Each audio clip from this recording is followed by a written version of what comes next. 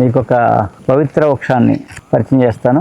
ఇది త్రేతాయుగం నుంచి దీనికి ఒక చరిత్ర ఉంది. ఈ సాల వృక్షం మనకి ఆంధ్రాలో ఏమి ఉండదు, సౌత్లో ఎక్కడా ఉండదు, మొక్క నార్త్లోనే ఉంటుంది.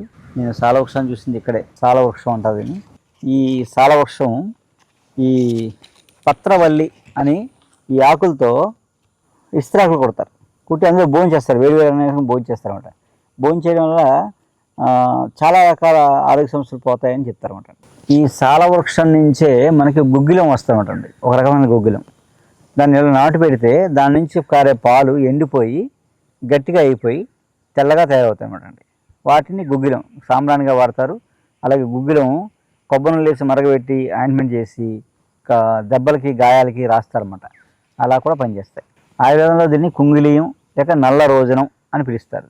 ఇది మామూలుగా ఏంటంటే ఈ ఆకుల కషాయం తీసుకుంటే జీర్ణ సమస్యలు పోతాయి అన్నమాట అండి.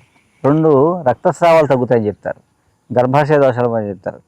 అలాగే దాంతోపాటు ఏదైతే ఆ గుగ్గిలం ఉందో దాని నుంచి పుళ్ళు దెబ్బలు గాయాలకి అట్లకి కొబ్బరిని కలిపి రాస్తారన్నమాట. రాస్తే ఆ గాయాలే మంటారు.